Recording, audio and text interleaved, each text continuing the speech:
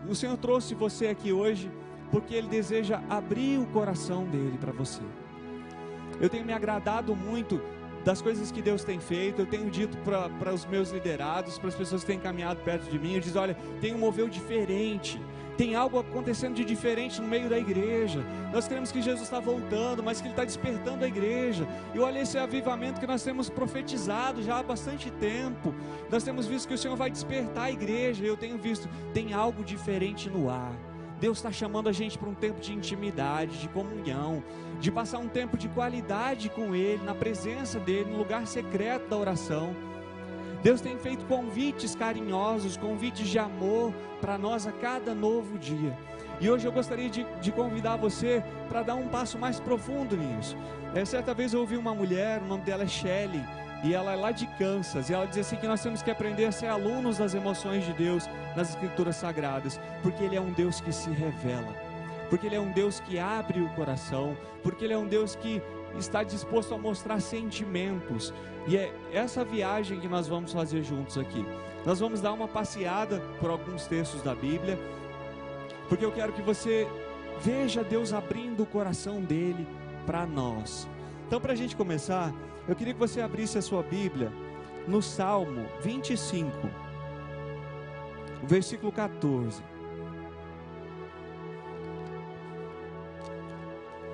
Salmo 25, 14. Eu vou apenas citar essa palavra, para vocês verem que o que eu estou dizendo não é nenhuma invenção.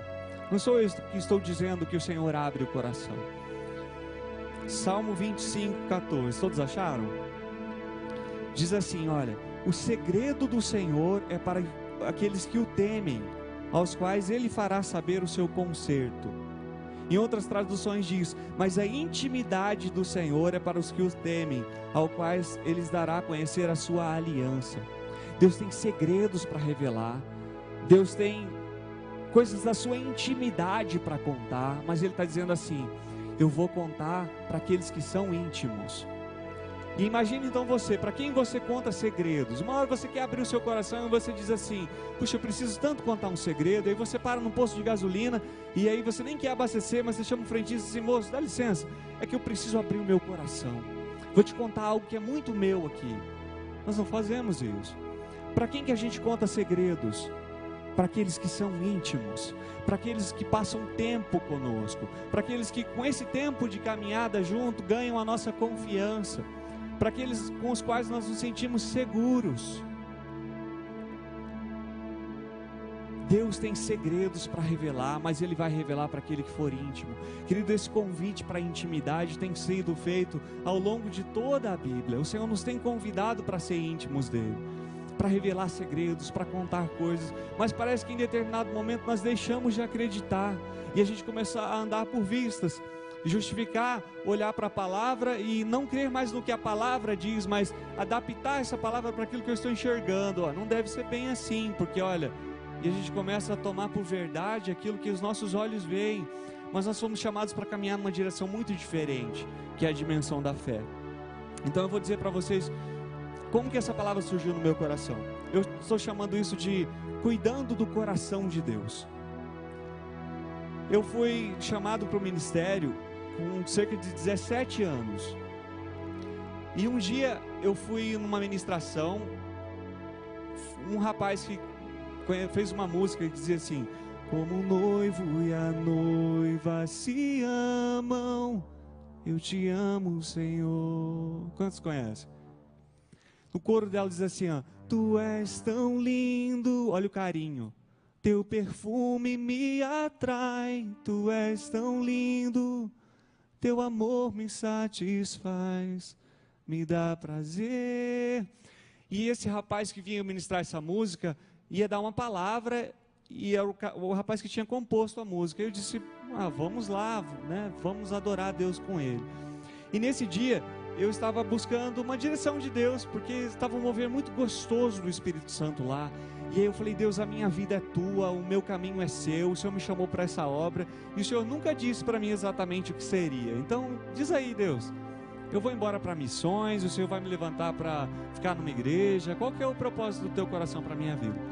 E aí eu fiquei ali bebendo da presença de Deus, e até que Deus falou um negócio para mim assim: eu chamei você para cuidar do meu coração. Gente, vocês não imaginam como que isso foi lindo para mim. Eu comecei a chorar e eu fiquei horas ali chorando e falando que fantástico, Deus me chamou para cuidar do coração dele. Depois que o tempo passou, é que eu fui pensar, puxa, pera lá, Deus, acho que o Senhor não falou bem claro para mim o que vai acontecer, né? Mas assim, foi uma experiência tão intensa, de Deus falar assim, eu quero que você cuide do meu coração. Isso é intimidade. Para quem você confia o seu coração? Para alguém que você encontra hoje numa padaria qualquer, que você desviou do seu caminho e para lá para comprar um pão? Você confia o seu coração para aqueles que você quer que seja seu amigo. E Deus estava dizendo, olha, eu quero ser seu amigo, e eu quero que você cuide do meu coração. Hoje eu entendo que isso não era um chamado para a minha vida. Hoje eu entendo que isso era algo que o Senhor estava ensinando para mim, para que eu pudesse ensinar para vocês. Deus quer ser amigo de vocês. Ao longo de toda a trajetória da Bíblia, Ele vem fazendo um convite de amor, é um convite de amizade, é um convite para dizer, eu quero ser seu amigo. E a gente vai abrir bastante aqui, nós vamos navegar para ver Deus abrindo o coração. Isso é só uma introdução. O Senhor fala para mim, olha, eu quero que você cuide do meu coração. E como nós vimos nesse texto, Deus tem segredos para revelar. Agora, dá uma olhada nessa cena, queridos. Eu vi uma vez um videozinho na internet. Não sei, talvez alguém de vocês já tenha visto isso. Mas eu quero que vocês se coloquem comigo aqui para imaginar a cena. Era um casamento. Então estava aqui o pastor celebrando a cerimônia, a noiva, o noivo. Aí ele disse para o noivo, fulano, você aceita receber a Maria como sua legítima esposa? Promete ser fiel a ela e cuidar dela na saúde, na doença, enfim. Aí ele disse, sim, feliz. Aí ele pergunta para ela, Maria, você aceita receber o João como seu legítimo esposo? Aí ela faz assim, ó.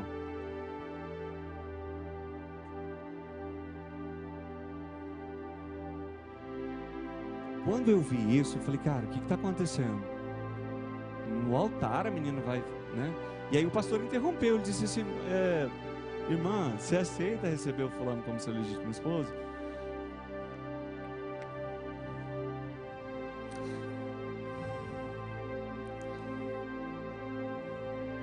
Sabe o que é, pastor? Eu não sei. É que eu pensei bastante ontem à noite. Eu disse, mas irmã, nós estamos aqui, né? O buffet, todo mundo, os convidados. Houve muitos preparativos para essa noite. Nós já havíamos conversado sobre isso. E agora, o que aconteceu? Aí ela diz, eu pensei bastante ontem à noite. E eu não sei, eu acho que... eu sou muito nova. Eu não quero me prender. Aí ela vira para ele e diz assim, vamos deixar como tá? Consegue você se colocar no lugar desse noivo? Imagina o que está passando pela cabeça dele. Todo mundo ali reunido, esperando que aquele casamento seja algo... É lindo, né? A gente está lá, todo mundo torcendo para ver toda aquela cena se desenrolando, o beijo final, as músicas. Tudo no casamento é muito bonito, não é? Por isso que Jesus usa essa parábola, essa analogia para falar de nós como igreja. Nós somos a noiva. Ele dedica para nós o lugar mais especial, que é da noiva, por amor de nós, sabendo que Ele é o mais especial. E aí nesse momento eu fico pensando, cara, o que está passando no coração desse rapaz? E ela diz, vamos deixar assim, não quero casar não, eu sou muito nova e eu não quero me prender. E então o pastor sai de trás do púlpito, ele diz assim, irmãos, eles vão se casar, mas não é hoje. Nós planejamos isso aqui para mostrar para vocês algo muito mais profundo. Nós somos a noiva do Cordeiro. E o Senhor Jesus nos tem convidado para um relacionamento íntimo e profundo. Mas às vezes Ele bate na nossa porta e Ele fala conosco que Ele deseja um relacionamento profundo conosco, e a gente diz, sabe o que é, Deus? Eu tenho outros planos. Eu estou novo ainda, eu não quero me prender.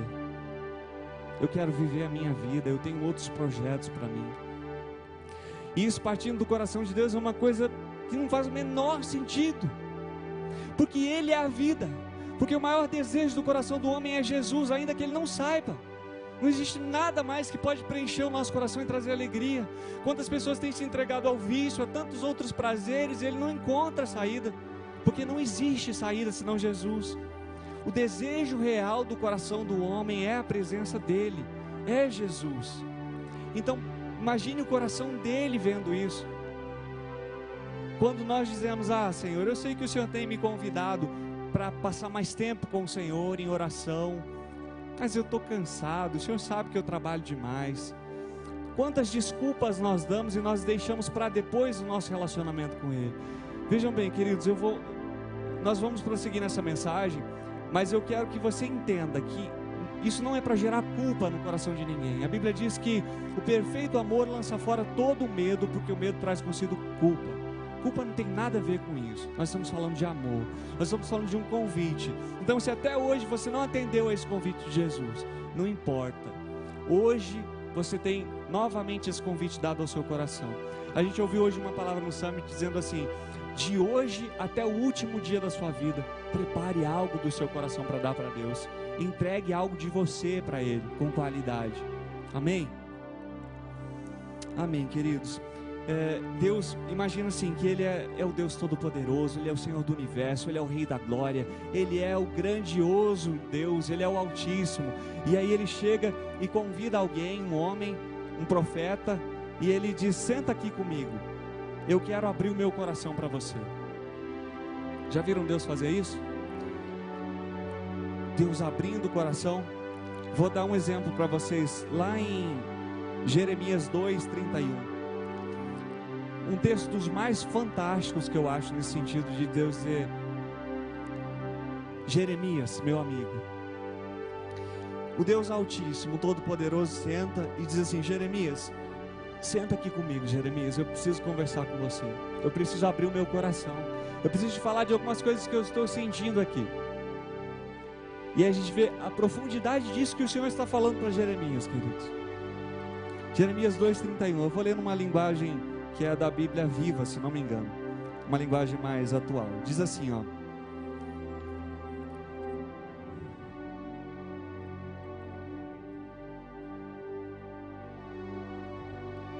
peraí que eu troquei os textos.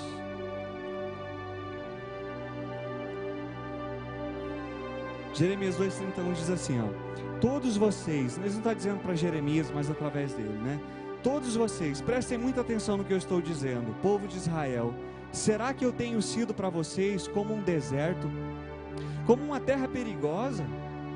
Então por que é que vocês dizem que vão fazer o que quiserem e que não voltarão mais para mim? Tem um outro texto que ele diz assim: Jeremias, por acaso eu sou uma terra árida? Jeremias, me diz por que os seus pais não querem mais andar comigo, Jeremias? Pensa Deus dizer isso? Jeremias, vem cá, eu não estou entendendo, Jeremias. É comigo o problema? Jeremias, será que foi alguma coisa que eu disse?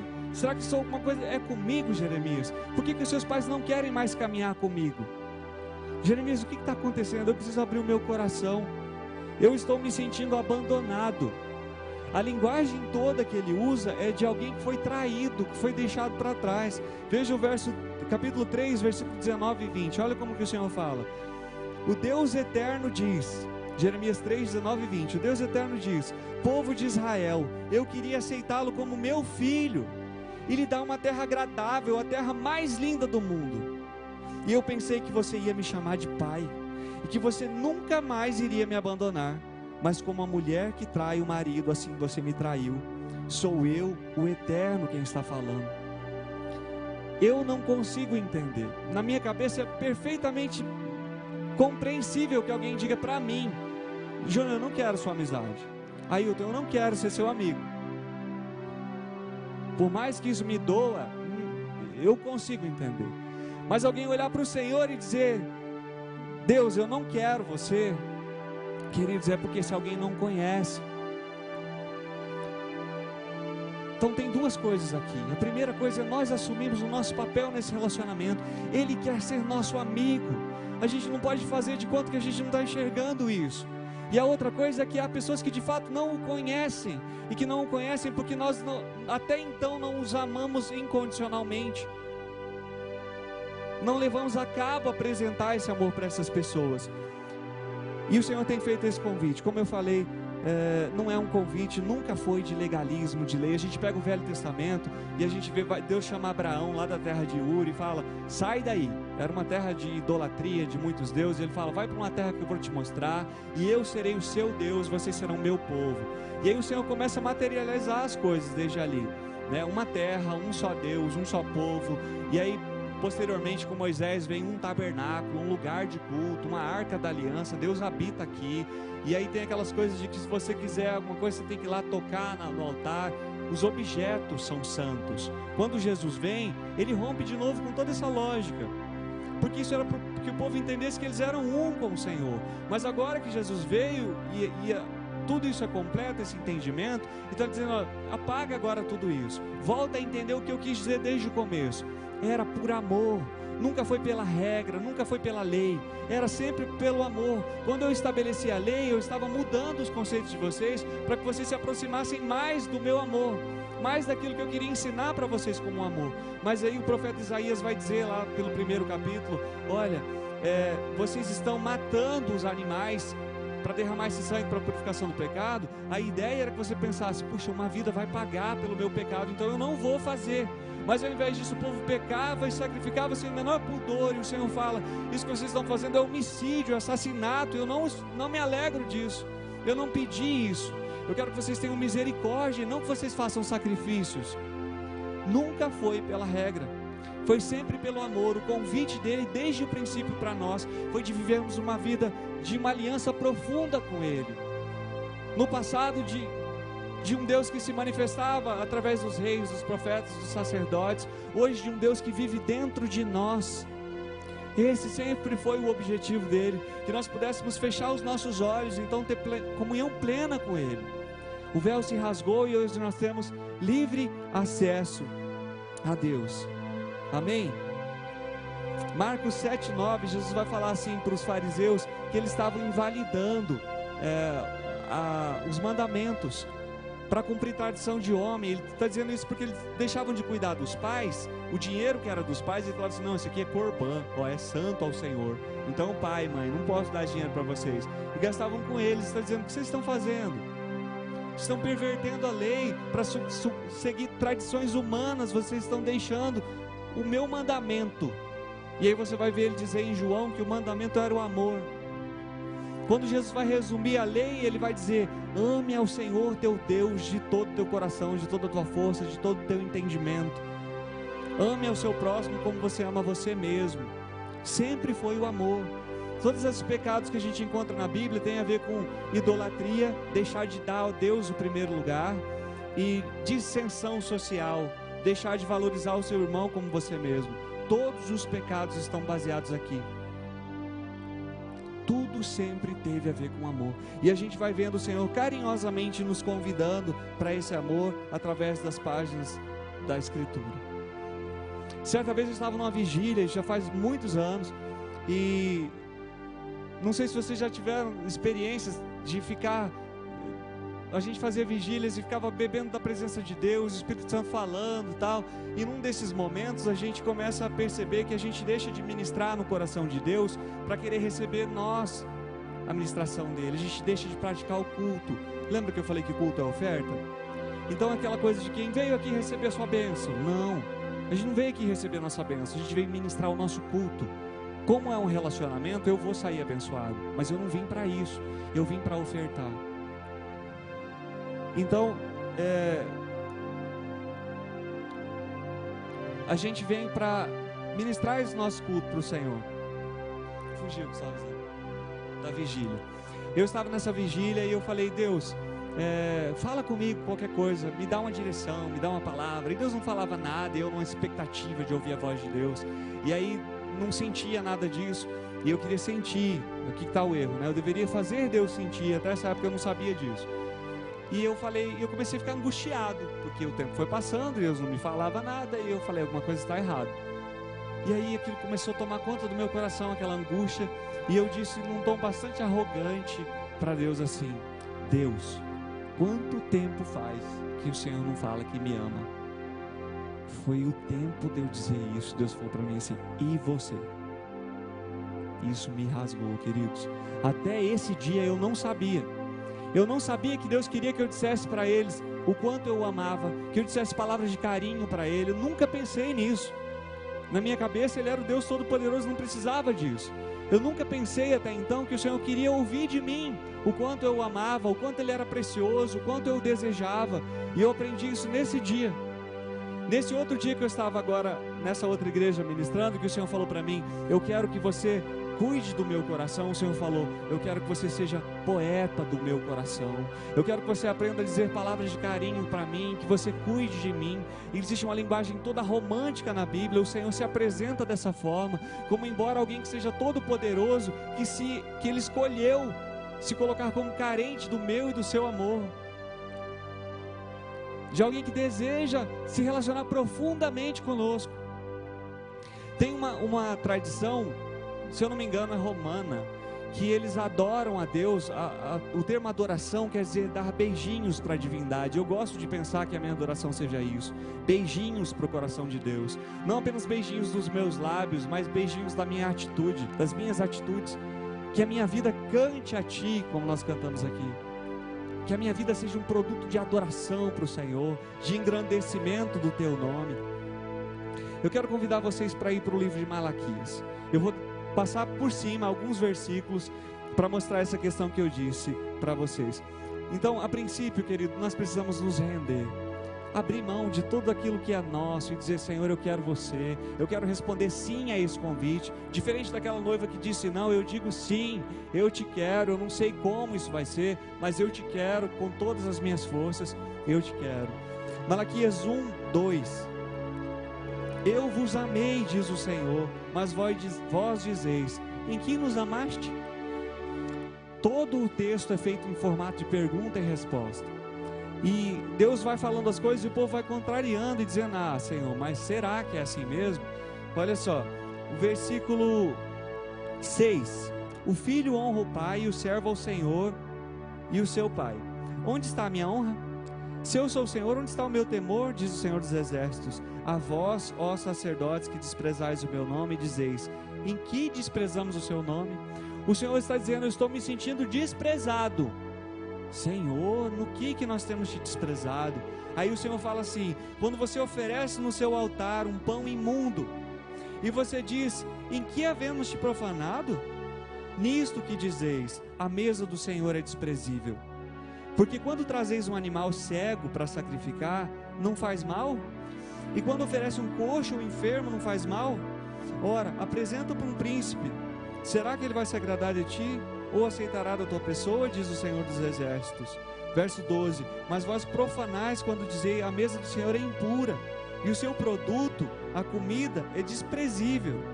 E assim dizeis: que canseira. E lançaste o desprezo, diz o Senhor dos Exércitos. Vós ofereceis o roubado, o coxo, o enfermo, e assim fazeis a oferta. Será que isso é aceitável da vossa mão, diz o Senhor? Como eu acabei de falar, isso era oferta. O Senhor está dizendo: ó, quando você está trazendo coxo, cego, manco, você está dizendo que a minha mesa é desprezível. Senhor, nós não estamos dizendo isso. Você está dizendo isso quando você está me tratando dessa forma. Senhor, quando nós fizemos isso? Ele diz: quando você deixou de dar o seu melhor. O acordo era esse, era para dar aquele que não tivesse mancha, que não tivesse mácula. E eles estavam dando já os destroçados de bichos. O lobo foi lá e pegou a ovelhinha: vamos oferecer esse morto para o Senhor. O texto diz isso. Você está me oferecendo o dilacerado, o coxo, o manco, e eu estou me sentindo desprezado pelo culto que você está dando para mim. Por quê, Senhor? Porque você deixou de dedicar o melhor para mim. Hoje no Summit também nós ouvimos essa palavra dizendo: olha, procure, entenda qual é o seu talento e use isso para servir ao Senhor. Procure maneiras de ofertar mais da sua vida para Ele, de devolver para o Senhor das coisas que Ele tem te dado. E eu acho muito forte essas palavras que ele diz. Eu vou saltar um pouquinho, depois você pode ler todos os 5 livros de Malaquias. Lembrando que assim, esse é um tempo ainda de lei. Então hoje a gente tem uma lógica diferente, né? Depois que Jesus veio, nós estamos sob a graça, os nossos pecados foram apagados e hoje nós respondemos pelo fato de entregarmos as nossas vidas para Jesus e andarmos de conformidade com aquilo que nós somos nele. Mas nesse tempo ainda, quando o povo pecava e se distanciava de Deus, ele colhia as consequências da lei. Deixa eu adiantar um pouquinho. Olha só, verso 2, capítulo 2, 17. Enfadais o Senhor com as vossas palavras e ainda dizeis: em que te enfadamos? Nisso, qualquer que faz mal passa por bem aos olhos do Senhor. É desses que ele se agrada. Onde está o Deus do juízo? Quando a gente olha para a pessoa que está prosperando na iniquidade, a gente fala assim: tá vendo? O que adianta eu estar servindo a Deus se o fulano de tal está isso, aquilo, tal? E o Senhor está dizendo: ó, você está me cansando com essa conversa. Se você pega o Salmo 37, versículo 4, o Senhor fala assim: se agrada de mim e eu vou satisfazer o que deseja do seu coração. Como eu disse para vocês anteriormente, o desejo do nosso coração é Jesus. Nosso coração vai ser pleno, saciado, se nós nos agradarmos de quem Ele é. Senhor, eu não tenho mais nada para me agradar na minha vida, ainda que isso fosse possível. Ele diz: então se agrada de mim, se agrada de que eu sou o seu Deus, se agrada de que eu estou contigo, se agrada de que você pode orar e confiar comigo e sentir o meu consolo, o meu conforto. E ele está dizendo isso para Davi. No versículo 1 ele vai dizer assim: para de ficar olhando para o ímpio, porque ele está prosperando no seu caminho. Ele vai murchar os que confiam no Senhor. Ele vai fazer promessas para Davi. Lá ele tem uma linguagem mais carinhosa: ó, se agrada de mim e eu vou satisfazer o desejo do seu coração. Aqui o Senhor já rasga o coração. Ele diz: cara, o que você está dizendo? Presta atenção no que você acabou de falar. Essa conversa está me cansando. Mas Senhor, por quê? Porque você está achando que o que está sem mim está melhor do que você. O versículo 8 a gente já conhece bastante. O versículo 10, os versículos que falam do dízimo. Mas dá uma olhada no versículo 13, queridos. Esse texto me emocionou. Olha o que o Senhor diz. 3,13. As vossas palavras foram agressivas para mim, diz o Senhor. Mas vós dizeis: Senhor, o que temos falado contra ti? Vós dizeis: é inútil servir a Deus. De que nos aproveitou ter cuidado de guardar os seus preceitos, de andar de luto diante do Senhor dos Exércitos? Ora, nós reputamos por bem-aventurados os soberbos. Eles que cometem impiedade se edificam. Sim, eles tentam ao Senhor e escapam. E ele está dizendo assim: querido, sua palavra foi dura comigo. Ó, não fala assim comigo não, você está me machucando. Imagina, queridos, não é uma outra pessoa como nós dizendo isso. Ele é o Rei da glória, Ele é o Rei dos reis, Ele é o Senhor dos senhores. E Ele para dizer para você: meu filho, o que você está dizendo? Olha, essa palavra foi dura. Você viu o que você acabou de dizer para mim? De que me aproveita servir o Senhor se o ímpio está prosperando? É a mesma coisa que está dizendo lá no Salmo 37,4. Ele está dizendo assim: ei, presta atenção. Você está olhando para as coisas que são superficiais. Ele não tem o mais importante, Ele não tem a mim. Você tem a mim. Eu quero que você se agrade de ter a mim. Mais uma vez o Senhor está dizendo: ó, você está me rejeitando, você está me tratando como se eu fosse muito menos do que eu sou para você. Esse é um convite de amor. Esse é o Senhor abrindo o coração dele de uma forma que para mim é muito surpreendente. Mas o Senhor faz isso porque Ele deseja a nossa amizade, porque o Senhor deseja que nós nos derramemos na presença dEle e digamos: Deus, então a minha vida é Tua, tudo aquilo que eu tenho é para a Tua glória, é para o Teu louvor. E nós então devemos ofertar as nossas vidas para Ele, com tudo aquilo que nós temos, como eu falei outra hora, os nossos talentos. E olha só, quando a gente começa a correr atrás das nossas coisas, a gente começa a experimentar a morte. Eu tenho trabalhado isso com algumas pessoas e como isso é verdadeiro. Hoje eu não vou no culto porque eu estou com um problema em tal coisa, eu vou resolver o meu problema. Hoje eu não vou orar porque eu tenho que sair. Hoje eu não vou ler a Bíblia porque eu estou cansado. Quando a gente começa a deixar Jesus de lado para correr atrás dos nossos interesses, a gente começa a experimentar a morte nessas coisas. Por mais que as coisas estejam todas bagunçadas, quando você coloca Jesus no lugar dele, as outras coisas assumem o seu lugar. Jesus precisa estar no lugar dele. Então mesmo que tudo esteja difícil, que esteja tudo se perdendo, nós devemos colocar Jesus no lugar dele, no primeiro lugar, e as outras coisas naturalmente assumem o seu lugar. Amém? Glória a Deus. Para a gente finalizar, queridos, eu queria dizer que esse Salmo 37, versículo 4, que eu disse: agrada-te do Senhor e Ele vai satisfazer os desejos do seu coração, foi um salmo que me sustentou em períodos muito difíceis da minha vida, onde eu pensava exatamente isso que eu disse para vocês. Ainda que eu não tivesse nada para me agradar, Deus, obrigado porque o Senhor está comigo. Deus, obrigado porque eu posso abrir os meus lábios e encontrar-me contigo. Deus, obrigado porque o Senhor ouve as minhas lágrimas. Obrigado porque o Senhor conhece o meu coração. Obrigado porque o Senhor está aqui. Então eu queria novamente desafiar você, para isso que você tem ouvido aqui já várias vezes, constantemente, que você ressuscite a sua vida de oração. Mas não uma vida de oração para um cumprimento de uma atividade religiosa, mas para dizer: Senhor, eu quero ser seu amigo. Senhor, eu quero te amar mais do que eu amo a mim mesmo. Tem uma palavra que eu gosto muito, e eu estou dizendo: se alimenta de fazer a vontade de Deus. Quando Jesus está conversando com aquela mulher junto do poço, e aí os discípulos saem para comprar comida, e ele está cansado, fica ali. E aí, quando os discípulos voltam, Jesus diz assim, Jesus está conversando com a mulher, os discípulos falam: mestre, come. Aí ele fala: eu tenho uma comida para comer que vocês não conhecem. Que história é essa, Jesus? Agora eu estava com fome, não tinha nada para comer, agora você já tem comida aí, eu não conheço. Que comida é essa? E aí ele fala: a minha comida é fazer da vontade daquele que me enviou e cumprir a sua obra. Ele está dizendo: é muito mais importante para mim fazer a vontade de Deus, cuidar do coração de Deus, satisfazer o coração de Deus, do que satisfazer as minhas necessidades, e as minhas necessidades mais básicas. Qual é o tamanho da sua sede? O Senhor vai nos saciar na medida da nossa sede.